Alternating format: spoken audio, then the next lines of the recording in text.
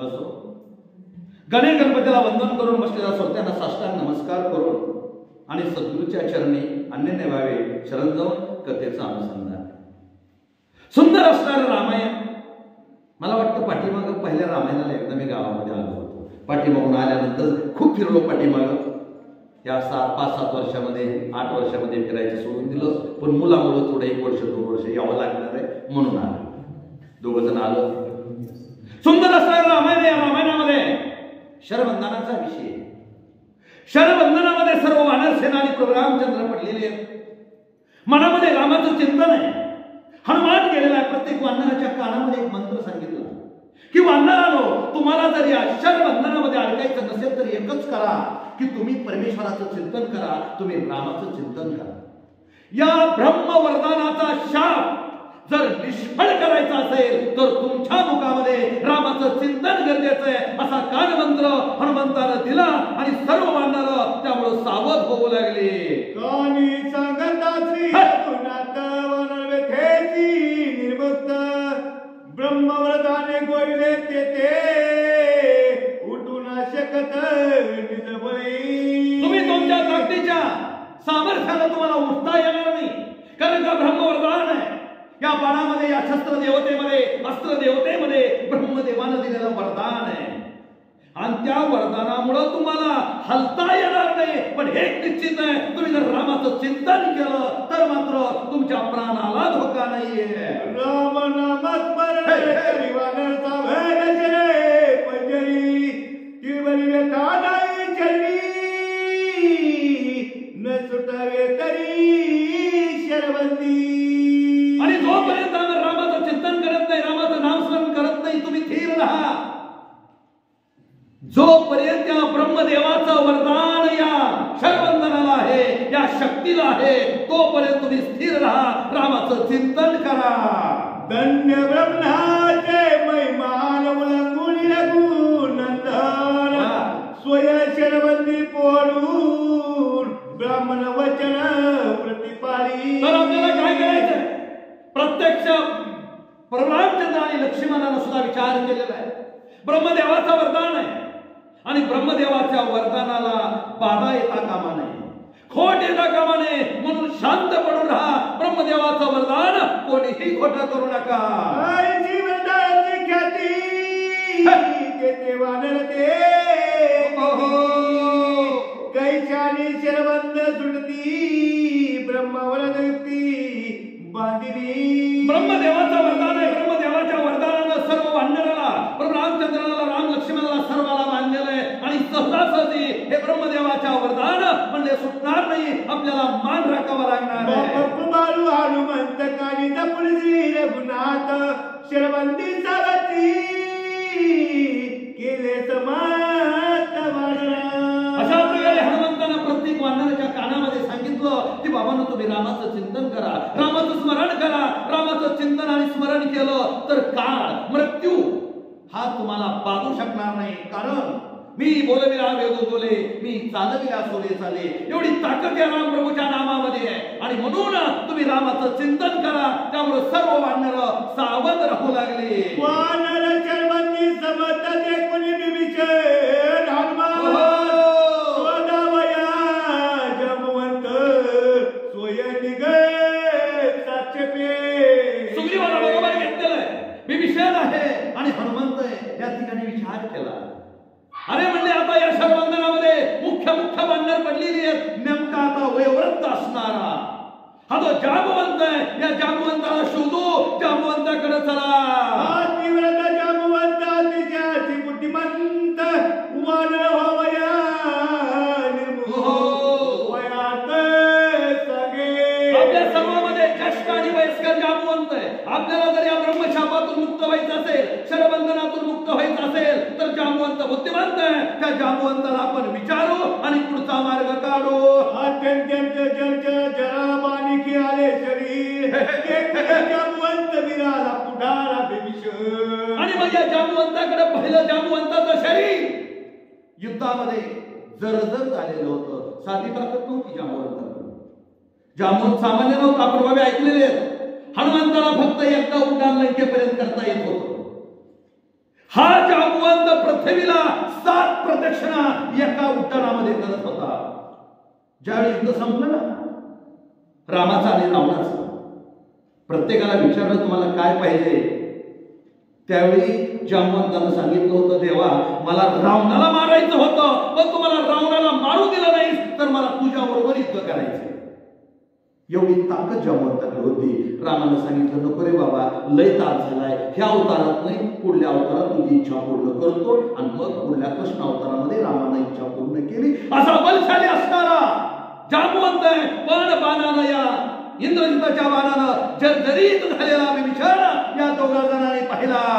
तयासी पुछे विभीषण सरांगी खंडले बाण, तुझा वाचन कैशानी प्राण, ते संपूर्ण मन सांग.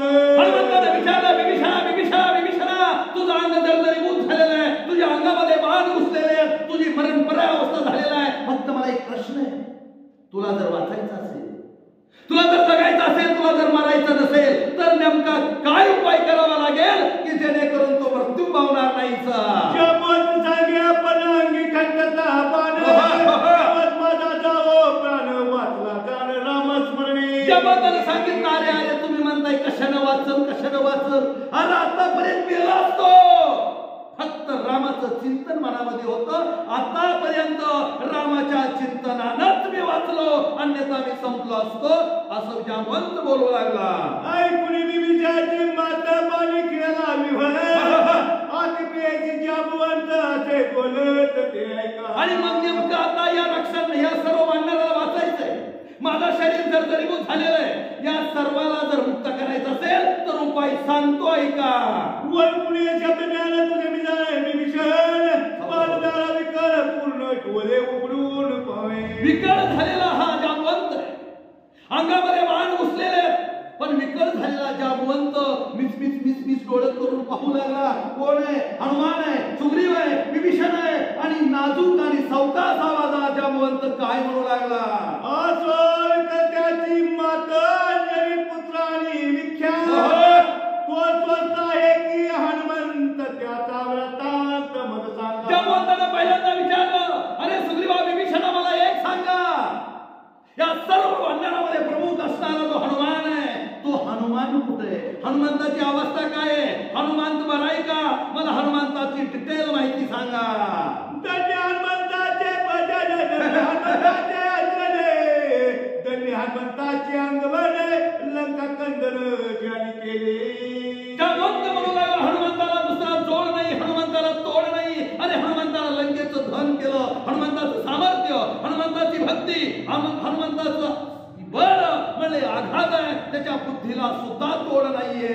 सहस्र बनकर ऐशी सहस्र, जम्बूमाली प्रधान पुत्र आख्या कुमारे मारी. हनुमान सर्वसामान्य नाहीये. हनुमंतानं आठ्या कुमाराला मारलं, 14,000 बनकरला मारलं, इंद्रजिताची फजिती केली. एवढी सामर्थ्य म्हणजे हनुमंताकडे.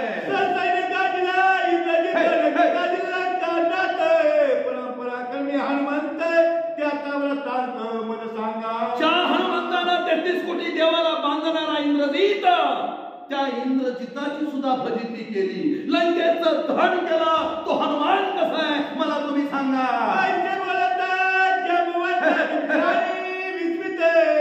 सांगून श्रीरामाची मात उसे ब्रह्मा साक्षी. वाटू लागलं, सुग्रीवाला वाटलं, विभीषणाला वाटलं, अरे ह्या ब्रह्मांडाचा मालक कोण आहे? या ब्रह्मांडाचा ब्रह्मांड नायक असणारा रामचंद्र. त्याला विचारलं पाहिजे होतं, माझा राम कसा आहे, माझा लक्ष्मण कसा आहे. तिथलं सोडून हा म्हणतोय माझा हनुमान कसा आहे. नेमकं हनुमंतामध्ये त्याला काही सापडलं असा विचार युक्तिवाद सुरू झाला. मनोगत समोर स्वदवया विभीषणाचे पुसत तोच शुल्कार्थ. नेमकं जांबवंतानं हनुमंताचं नाव काय घेतलं असावं याचा युक्तिवाद करण्यासाठी, हे काढून घेण्यासाठी विभीषणानं हनुमंताला प्रश्न विचारायला सुरुवात केली. कोठे आहे हनुमंताचे पुसत त्याचा बावया बावात वक्ता वदत विभीषण. आणि विभीषणानं जाणीवपूर्वक नेमकं या जांबवंताच्या मनामध्ये काय आहे, हनुमंताविषयी हा जनक शब्द का उच्चारलाय याची सारी माहिती काढण्यासाठी जाणीवपूर्वक विभीषण काय बोलू लागला? बाजूने तू बदाची ज्याला ज्ञान सांडून त्या राम लक्ष्मणाची हनुमान पुष्टी किमर्थ.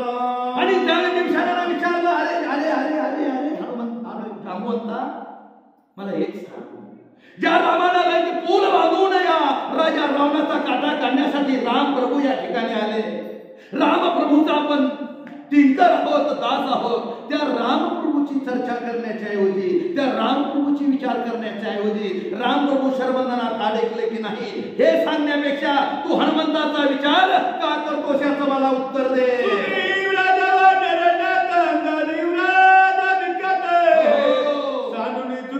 व्रतांत काप हनुमंत पुष्टी. जामवंत म्हणले तू सुग्रीवाचा आणि वालीचा म्हणले त्या ठिकाणी चेल आहेस, त्यांचा तू दूत आहेस, त्यांचा सैनिक आहे, त्यांचा योद्धा आहे. सुग्रीवाचा विचार बाजूला सोडला, अंगदाचा विचार बाजूला सोडला, मेघमेर वाचणारे योद्धे बाजूला सोडले आणि म्हणले हनुमंताचा विचार तुझ्या मनामध्ये का आला? सांडून ज्येष्ठ बंधू धुम्राची, सांडून श्रेष्ठ वानराची, हनुमान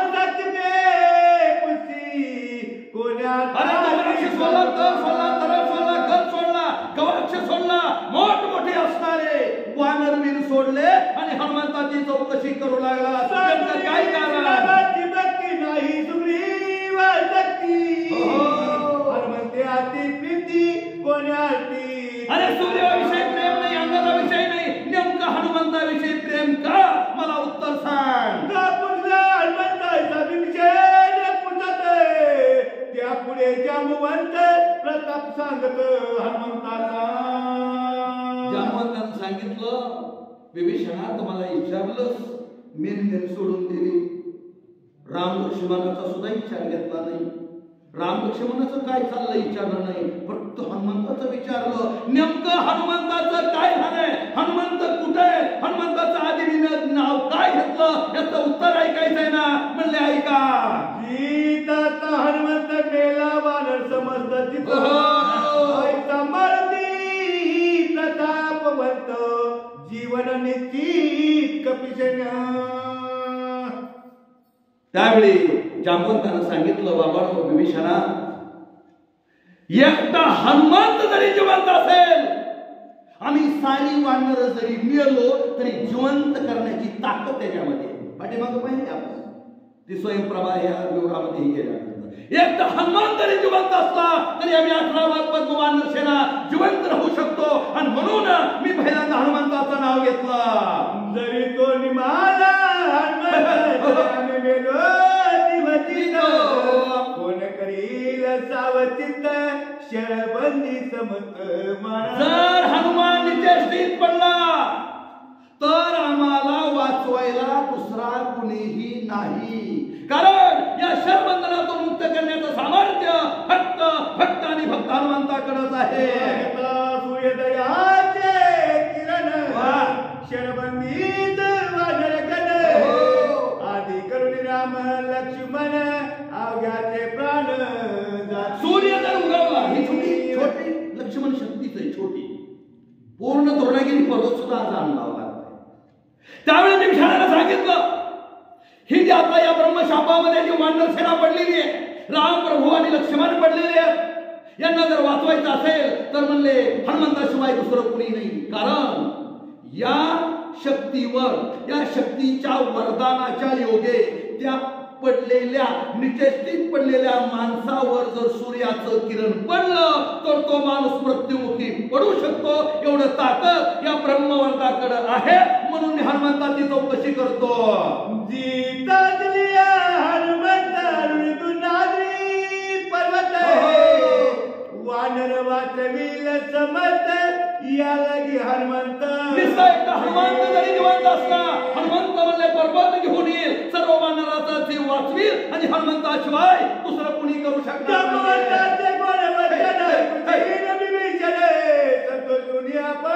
हनुमंत लक्ष्मण सांगत. आणि अशा प्रकारे म्हणले एकट्या हनुमंताच्या योगे सर्वजण जिवंत होऊ शकतात, या शरबंधनातून मुक्त होऊ शकतात. म्हणून मी हनुमंताची चौकशी केली. त्यावेळी सर्वांना आनंद वाटू लागला. हनुमंत वज्र देई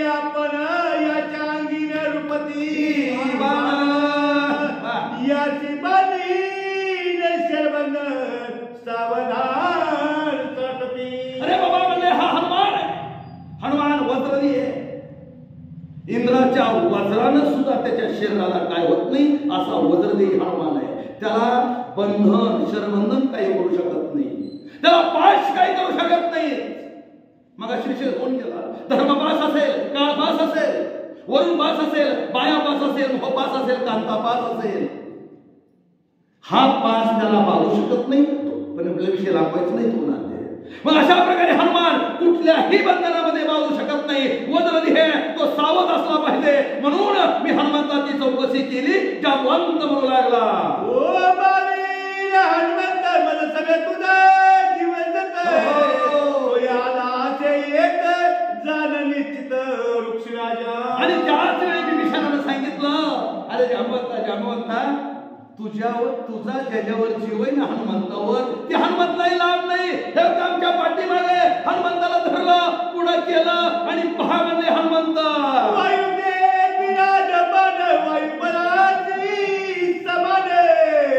हनुमानाला आपण तुझे दर्शन घ्यावया. जामवंता तू श्रेष्ठ आहे, ज्येष्ठ आहेस, म्हातारा आहे. हनुमंताने विचार केला आणि तुझा सल्ला घेण्यासाठी स्वतः हनुमंत तुझ्या दर्शनाला आलेला आहे. ऐसे बोलता विभीषण हनुमंत घातले लोटांगण. जामवंते करिता नमन येवालिंगन दिदनी. हनुमंताचं नाव घेतल्याबरोबर जामवंताला आनंद. जामवंताला पटकन हनुमंताकडे बघितलं, हनुमंताच्या पुढे लोटांगण घेतलं. हनुमंत सुद्धा थांबला नाही. हनुमंताच्या पायात ज्यावेळी जामवंत पडला त्यावेळी हनुमंतानं सुद्धा जामवंताचं उलट दर्शन घेतलं. द्वेष नाही, मोठेपणाचा आव नाही. तुका म्हणे होय जाणून नेनता आवडे अनंता जीवाहून. कळत असून जो अज्ञानी बनतो ना तो सर्वश्रेष्ठ असतो. हनुमान एवढा बलशाली पण तरी सुद्धा माझ्या पायात जामवंत पडलाय, मग मी जामवंताच्या पायाला पाहिजे हा सिद्धांत त्याला माहिती आहे. आणि म्हणून कशा क्षणाचा विचार न करता जामवंताला हनुमंतानं आलिंगन दिलं.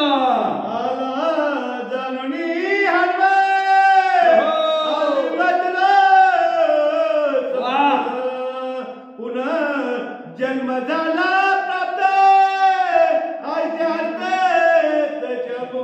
जामवंताच्या मनामध्ये विचार आला, त्याचा अर्थ त्याचा विचार. हनुमंत नजर पडला, आता आम्ही मरू शकणार नाही. हनुमंत जर आला नसता तर आमचं सकाळी दिवस उगवल्या काही खरं नाही. आमचा पुनर्जन्मच झाला हनुमंताच्या रूपानं, आमचा पुनर्जन्म माझ्या समोर आहे असा मनामध्ये विचार जामवंत करू लागला. आणि मुनी हनुमंताची जामवंत बोले त्याची वाचवाय कपी सैन्याची दिसे तुझ पाची पराक्रम. आणि म्हणून जामवंतानं सांगितलं, हनुमंता वानराला जर वाचवायचं असेल तर माझं आई शरबंदी राम लक्ष्मण त्याची करावया सोडवा तुझ्या ज्ञानवान नदीच्या आनती. राम लक्ष्मणाचा शरबंद सोडायचा असेल तर फक्त तुझ्यात ताकद आहे. वानर देण्याची मांदी पडली शरबंदी ते तू वाचून त्रिशुद्धी दिव्य औषधी आणून दिव्य औषधी आणून म्हणलं या सर्व वानराचा आणि राम लक्ष्मणाचा परिहार करावा. शरबंदी वानरे सकले पर्याये जाती विक्रम. आज तुझा प्रताप काळ तू प्रबल बल पुरुषार्थी. जामवंत म्हणू लागला, हनुमान तू पुरुषार्थ आहे. धर्म अर्थ काम आणि मोक्ष चार पुरुषार्थ तुझ्यामध्ये आहे. राम संकटात आहे, लक्ष्मण संकटात आहे, वानर सेना संकटात आहे, आम्ही सर्वजण संकटात आहे. आणि आज तुझी परीक्षा आहे. तू जर द्रोणागिरी पर्वत आणलास, औषधी वनस्पती आणल्या तर आमचा प्राण वाचू शकतो. म्हणून तू काय कर, या ठिकाणी जाऊन औषधी वनस्पती घेऊन ये. त्यावेळी जामवंत म्हणू लागला, तुझ्या बळाची आगाधाद्वारी दिव्य औषधी आणली. उठवी कपिशेला संभारी होई उपकारी श्रीरामा. अरे हनुमंता तू श्रीरामावर उपकार कर. राम बेशुद्ध पडलेला आहे, राम शरबंधनामध्ये अडकलेला आहे. या रामावर उपकार कर. दिव्य औषधी वनस्पती आण आणि वानरा सहित राम प्रभूला उठव. आमचे बागेत झाले शरबंदी तू सावधान. वाचवावया वानर गणे अंगवन तुझपाशी. आणि हनुमंता तुझ्याशिवाय ही 18 वानर सेना आहे. या 18 पद्म वानर सेनामध्ये 7 प्रदक्षिणा जामवंत मारत होता, पण त्यानं उत्तर दिलं होतं शेवटला, आता मी म्हातारा झालोय, मला जमणार नाही. अंगद तिथपर्यंत जाऊ शकत नव्हता. ते म्हणलं मी जाईल पण माघारी येता येणार नाही. फक्त हनुमंता एक मेव तू असा आहेस की जो द्रोणागिरी पर्वत किंवा त्या ठिकाणच्या वनस्पती घेऊन येऊ शकतो. तुझ्यामध्ये तेवढी ताकद आहे, तुझ्यामध्ये तेवढी अंगवण आहे. त्यावेळी हा जामवंत हनुमंताला बोलू लागला, ओटून आणू औषधची आयसे काय पुसो पासी तेही सांगे न तळासी अतिवेगीची. जामवंत बोलू लागला, हनुमंता हनुमंता हनुमंता तुझ्या मनामध्ये प्रश्न पडेल, आता मला सांगतोय वनस्पती आण, दिव्य औषधी आण. अरे आणू कुठनं, स्वतः सांगतो म्हणले आई का. विलंबनाचा ये सावधान जगताची सूर्य किरण निमती श्रीराम लक्ष्मण वानर गण सदवे. सूर्य उगवायच्या अगोदर वनस्पती घेऊन ये, नाहीतर एक जिवंत राहणार नाही. या जागी नागरिकता गबरती शीघ्र जाऊन राहतो राहते अनाविली श्री प्रति श्री रघुपती. सूर्य उगवायच्या अगोदर तू वनस्पती घेऊन ये. ऐकून जामवंता वचन आज हनुमंता शीघ्र करावया उड्डाणे आश्रिताने पुसत. जामवंताचा विचार ऐकला मनामध्ये, राम कार्य करायचे, राम प्रभू विखल पडलेला, राम प्रभूला लक्ष्मणाला वाचवायचंय, वानराला वाचवायचंय.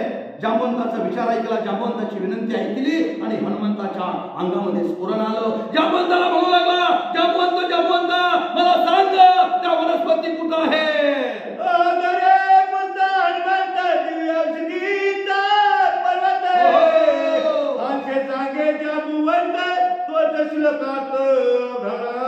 हनुमंताला विचारलं, जामवंता नेमक्या वनस्पती कुठं आहे. किती विशेष गोष्ट आहे पाहिजे. आपल्याला रामायण काल्पनिक वाटतं, रामायण खोटं वाटतं. कोण त्याला अध्यात्म रामायण म्हणतो, कोण भावार्थ रामायण म्हणतो, कोण वाल्मिकी रामायण म्हणतो, कोण घडलं का नाही म्हणतो. पण एक 2 मिनिटं ते 5 मिनिटं तुमचा वेळ घेतोय. 1492 साली 700 वर्ष झाली. आपल्याला लंका भेट जगाला माहित नव्हतं. 1492 साली कोलंबसनं लंकेचा शोध लावला. 1492 साली कोलंबसनं लंकेचा शोध लावला. 500-600 वर्ष झाली, 500 वर्ष झाली शोध लावलो. त्याच्या आधी लंका भेट कुणाला माहित नव्हतं. पण आपला 10,000 वर्षापूर्वी 5,000 वर्षापूर्वी लिहिलेल्या रामायणामध्ये, वाल्मिकी रामायणामध्ये स्पष्ट उल्लेख आहे. भारताच्या दक्षिण दिशेला 400 कोस अंतरावर लंका नावाचं बेट आहे.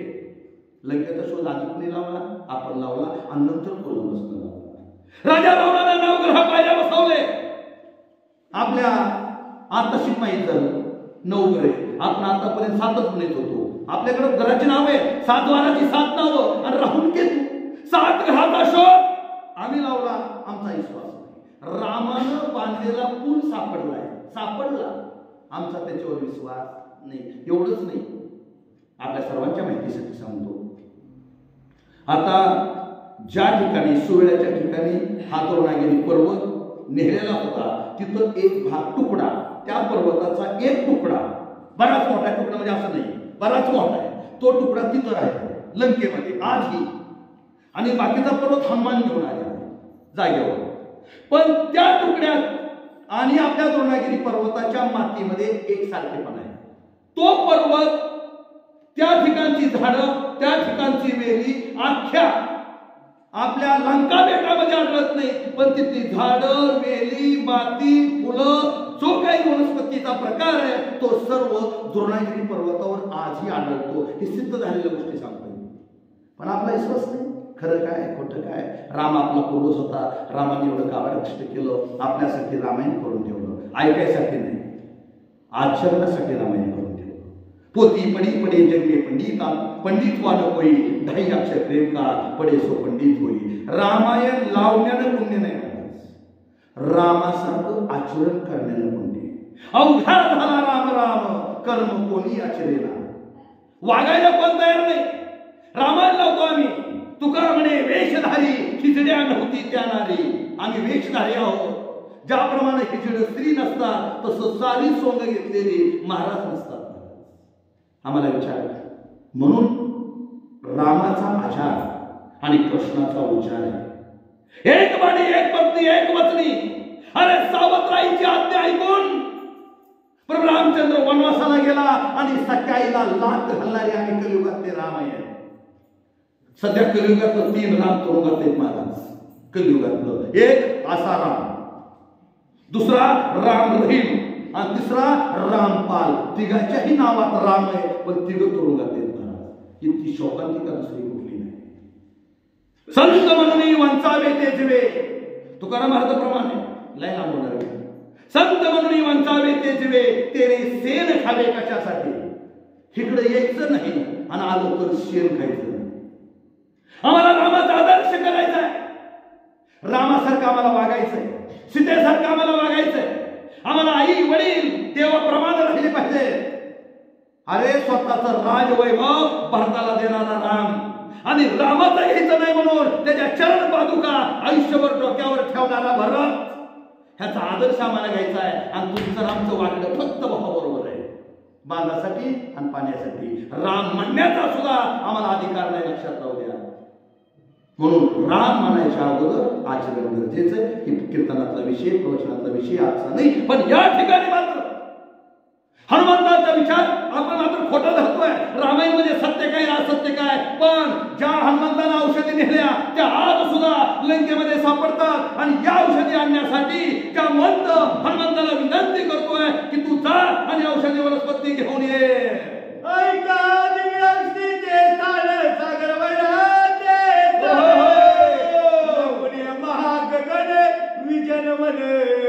हनुमंता तू काय कर, हा जो समुद्र आहे हा समुद्र हिंदी महासागर ओलांडून जा.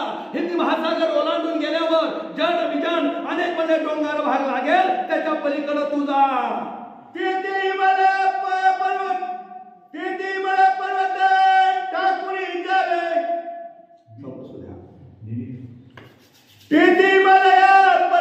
टाकून जावे त्याच्या हेम शिखरात दुर्नादी करीत पावशी. कैलास पर्वत असेल, हेमाद्री पर्वत असेल, या दोन्हीच्या मध्ये म्हणजे त्या दुर्नागिरी पर्वत आहे, त्या पर्वताकडे तू जा, त्याला घेऊन वनस्पती घेऊन ये.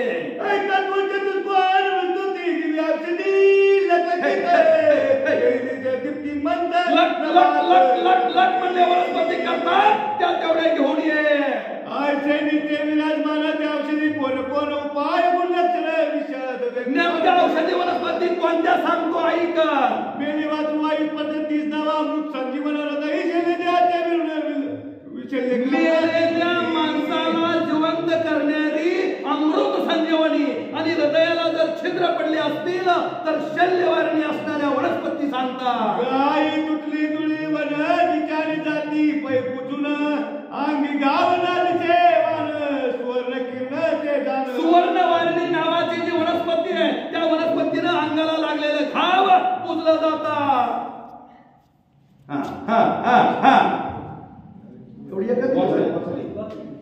तुटली अरे छिन्न भिन्न पूर्वीला ऐशी जाती साधून सर्वत्र आधीचे तुटले पण सांधुनी जाण ते चौथी. सांधेली नावाची वनस्पती आहे.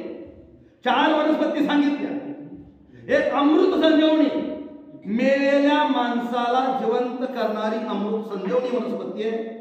दुसरी विशल्यवारिणी, की ज्या वनस्पतीमुळे जरी आमच्या शरीराला भोका पडले असतील, छिद्र पडले असतील तर ती बुजवायची ताकद त्या विशल्यकरणीमध्ये आहे. सुवर्णकरणीमध्ये ही जी वनस्पती आहे कितीही जखम होऊ दे, एकदा लावली की तिथं वन सुद्धा राहणार नाही अशी ती सुवर्णवारिणी आहे. आणि चौथी सांधेली, हाडं उभा होती, चुरा होती, हाडाचं तुकडं तुकडं होती. एकदा वनस्पती लावली की हाडं सही सलामत पहिल्यासारखे होतात. अशा 4 प्रकारच्या वनस्पती आहेत. तू घेऊन ये.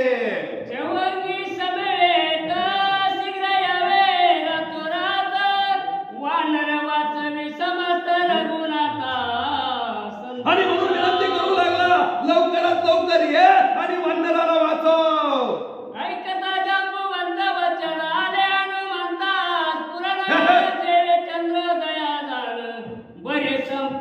हनुमंताला पुराणाला आणि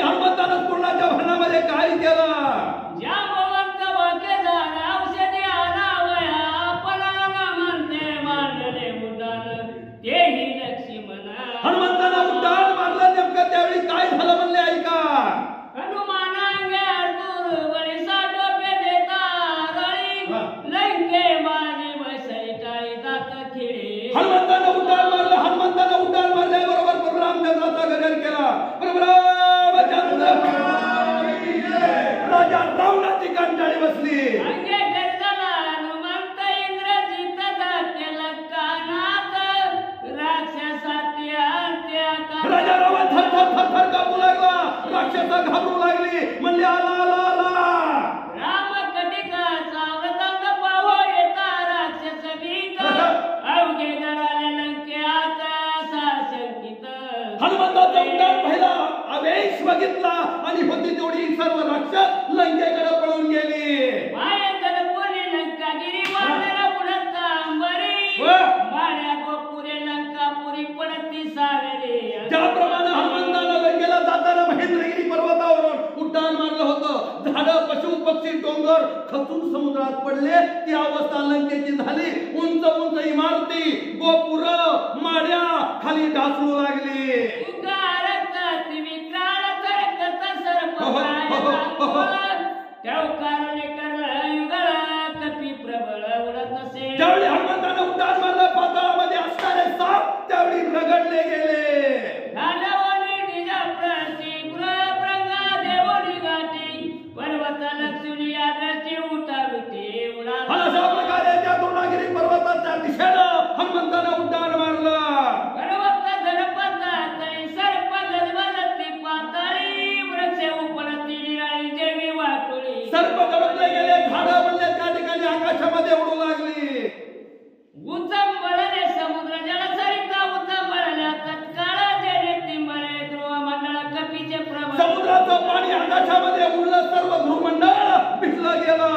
गरुडी प्रदेशाला उड्डाण इंद्र चंद्र दिग्रस्तान सूर्यावरला नियम सदरा ओलांगोणी चालिला. सूर्यलोक असेल, कपलोक असेल, जललोक असेल, अनेक भुवन ओलांडीत हनुमंत निघाला. भगवया सूर्याची गती पूर्वे उडाला मारुती, तेवी ते कोणिया पारराती उत्तर पंथी उडाला. उत्तर दिशेनं हनुमंत सूर्यापेक्षा सुद्धा जास्त वेगानं हनुमंत म्हणले निघू लागला.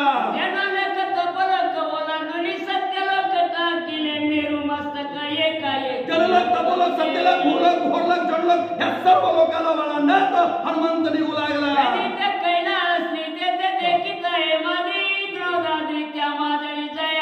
कैलासाच्या जवळ द्रोणागिरी पर्वत आहे, त्या ठिकाणी तो गेला.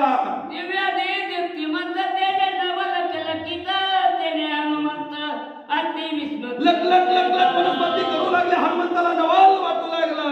कैलासा निकट हेमाद्री द्रोणादी त्या मानारी, दिव्यादी त्या जळी निच तेजे करी लकलकीत. पुंडलिकावरदे विठ्ठल श्री ज्ञानदेव तुकाराम. होय पुन्हा दैवादी दीप्तिमंत तेजे नवलकिलकित, तेजे कोणी हनुमंता ते विस्मित स्वय झाला. असं आपण आता बघितलं, त्या जोडीनी अत्यंत असणाऱ्या हाय पटीतला असणारं वाचक सूचक आणि आपलं असणारं या ठिकाणी सगळं भार हलका करून अगदी त्यांची कला या ठिकाणी दाखवली. धोत्रेकरांतर्फे त्यांचं धन्यवाद. आणि मला त्यांना पुन्हा निमंत्रित करायचं आहे. जी काय लोकसमोर शक्ती आमची 24 तारखेला आहे, या जोडीनी 47व्या अध्यायाचं निमंत्रण आजच आम्ही तुम्हाला देतोय. 24 तारीख रविवार आहे, जरूर यावं. अध्यात्माचं असणारं गोड निरूपण तुमच्याकडचं ऐकावं. का तर माहीत आहे 12 साली तुम्ही आलेलो होतात आणि बरोबर असणाऱ्या त्यावेळेच्या आठवण्या तुमच्या जाग्या झाल्या. तर ते जे काय असणारा 5वा अध्याय अध्यात्माचा बरोबर तुम्ही असाच असणारा आविर्भावामध्ये सांगावं. आणि मग जी काही श्रोते सज्जन आहेत त्यांची झोप बी जाईल आणि उल्हास बी येईल. चटकन असणारा अध्यात्म सगळ्याला समजेल. धन्यवाद. अगदी उत्स्फूर्त द्वेषात सांगितलं, कला भारी आहे. धन्यवाद. धोत्रेकरांच्या तर्फे आभार. सुरू.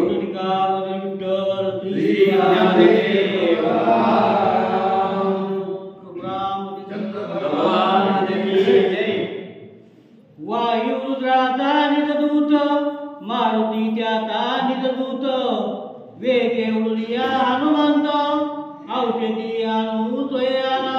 असो जामवंताने या ठिकाणी सांगितलेलं होतं की बाबा ही 4 प्रकारानं आपली वानर आणि काय झालेले तर अशी असणारी विवळत पडलेली आहे. ती कुणाला जखमा झालेल्या त्या, कुणाचा निमार्धा जीव गेलेला आहे, कुणा कृष्णाच्या हृदयात लागलेला आहे.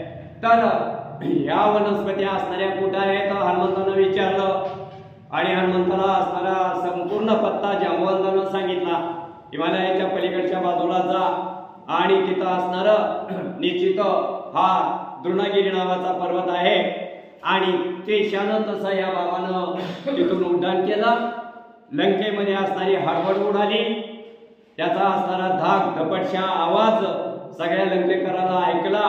सगळेजण दचकून गेले आणि हा बाबा निश्चितपणे असणारा त्या द्रोणागिरीच्या ठिकाणी पोहोचलेला आहे. का जांबवंतानं सांगितलं दिवस उगवायच्या आतमध्ये तू या वनस्पती या ठिकाणी पोच करणं तुझं कर्तव्य आहे, नाही तर आम्ही सगळेजण असा असणारा निरोप हनुमंतानं ऐकला आणि केशानं तिथून उड्डाण केलेलं आहे. बरं दिव्य औषधी पर्वती कपिने उवाला नित्यंती तेने त्या ठेवल्या अग्रजगती आणि बरोबर त्या ठिकाणी असं असणारं काहीतरी नवलाचं घडलं हनुमंत पाहतोय. त्या ठिकाणी प्रत्येक वनस्पतीचं असणारं गुण वर्णन जांबवंतानं असणारं डिटेल सांगितलं होतं.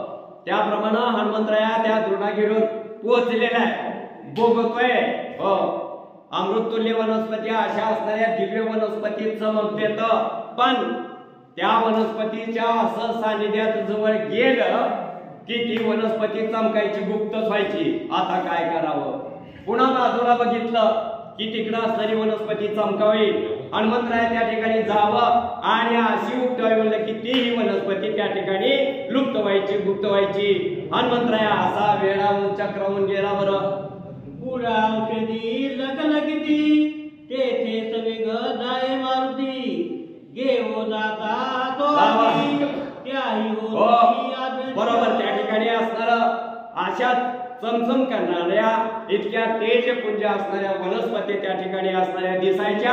हनुमंतराय त्या ठिकाणी गेला आणि उपटावं धरावं म्हटल्या काय महाराज त्याचं असणारं नवल जाईपर्यंत असणारी ती चमकणारी वनस्पती अगदी असणारी लुप्त व्हावी. हनुमंतरायाला काय करावं कळेल असं झालं. बरं पुढा औषधी दिसती हनुमान दावे तयारी तो त्या मागे हनुमंताची अशी मस्कत होऊ लागली. बरं जर का चमकणारी वनस्पती पुढे आहे त्या ठिकाणी जावी उपटावी म्हटल्या हाताला दिसत नसं का? रात्र तर होतीच हो. आणि बरोबर त्यावेळेस असणारी सूर्यनारायण उगवायच्या आतमध्ये सगळं असणारं कार्यभार पार पडायचं होता. मग इकडे तिकडे बघत असताना मागं बघितलं की तीच वनस्पती मागं लखलखट व्हावं त्याचा. पुन्हा हनुमंतराया संभ्रमित होऊन मागं फिरावं, मागं असणारे हुडकायला जावं. बरं औषधी न लागतीच हाती तेने चोबला मागती गर्दोरी कोपान वृत्ती पर्वता प्रती.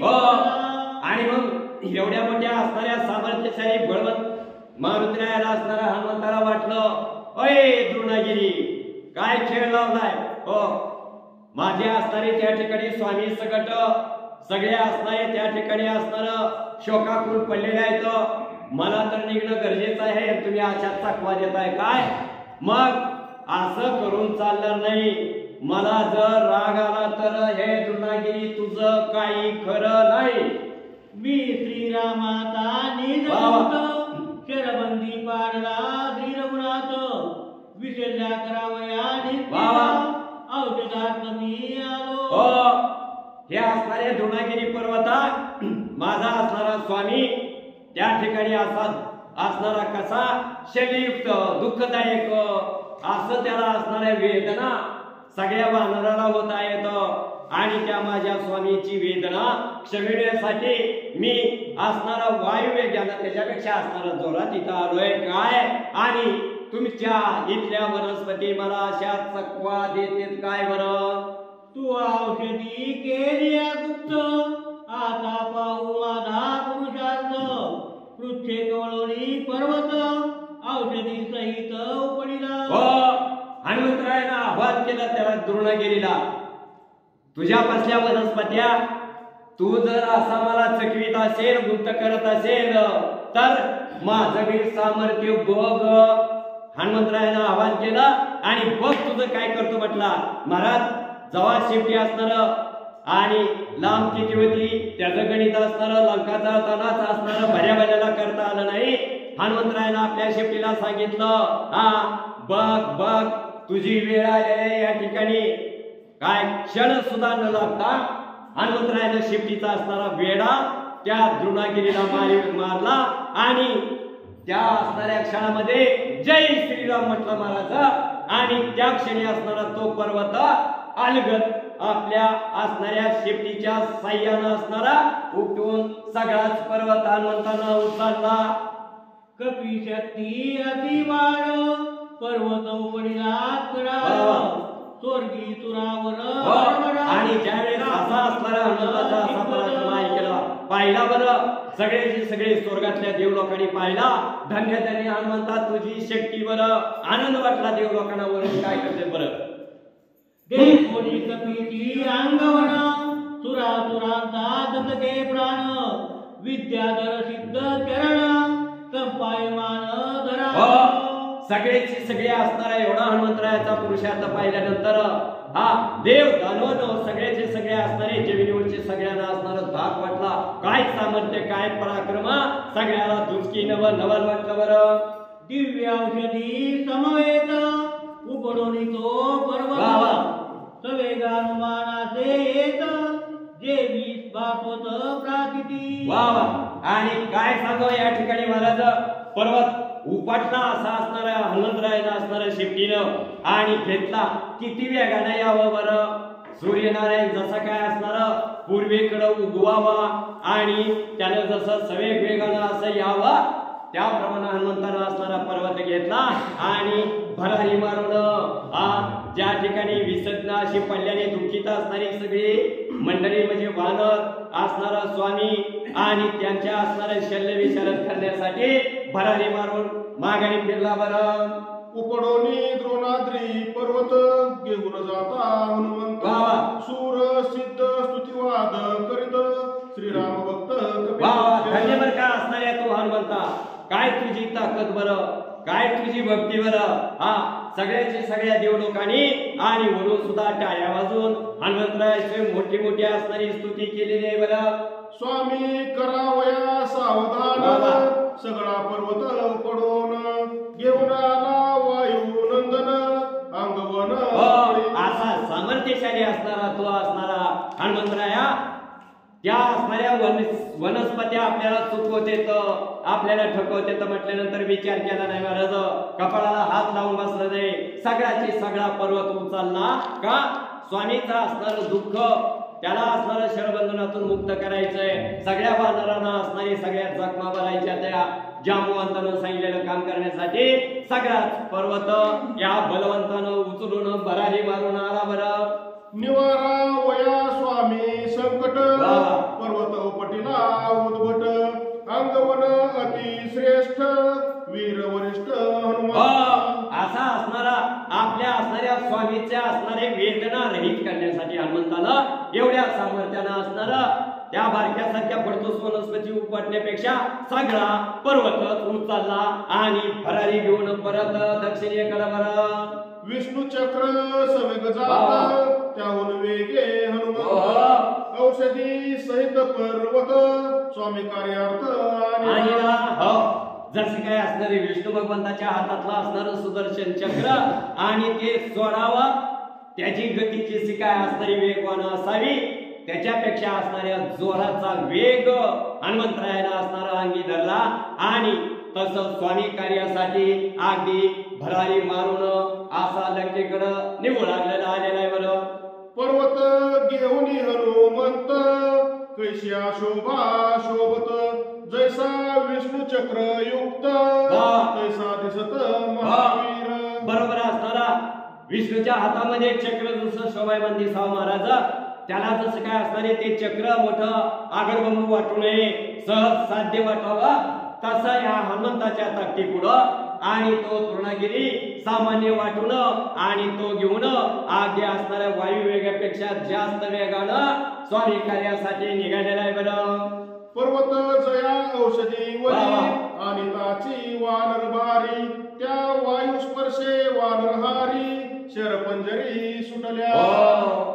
नदीचा असणारा हा पर्वत घेऊन बाबा आणि त्या ठिकाणी असणारा जिथं काय असणारं सगळं ही रणधुंबाळी झालेली, जिथं काय असणारं आगोरी विद्येच्या सामर्थ्यानं असणारं सगळ्याला असणारं शरबंधन केलेलं होतं, तिथं आणून टेकवल्याबरोबर काय लावण्याची गत बरं वनस्पती उपटायची गरज पडली नाही, कुणाच्या नाकाला लावायची गरज पडली नाही, कुणाला उघडून असणं छातीला लावायची गरज पडली नाही बरं, नुसतं वाऱ्याच्या सुवासानं सुगंधानं त्या वनस्पती एवढ्या प्रभावशाली होत्या, नुसत्या त्या असणाऱ्या वाऱ्याच्या सुगंधानं बरोबर ज्याचं त्याचं शल्य पूर्ण संपून गेलं, वानर झोपल्यासारखी सावध झालेले ते.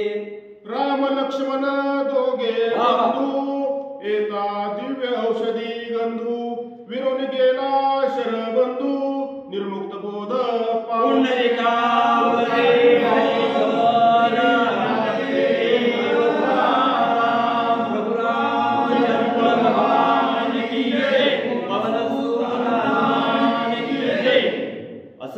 अशा प्रकारचं महाराज नुसतं त्या असणाऱ्या वनस्पतीच्या सुगंधानं त्या वासानं प्रभू रामराया लक्ष्मण सगळे असणारे अगोदर तर त्यांना काही नव्हतंच, पण मग सांगितल्याप्रमाणे सगळं असणारं दाखवावं लागलं. त्या ब्रह्मदेवाचं लबाडी त्याच्यावर येऊ नये, स्वतःला बांधून घेतलं, बळच पडले, सावधान झाले आणि उल्हासित होऊन अगदी असणारे झोपेतून उठल्यासारखे आणि एकमेकाकडे बघू लागले, हसू लागले. बोला वानर अंगी गाय दारुण बुजून गेले संपूर्ण, अंगीचे कान वन अस्ति संपूर्ण.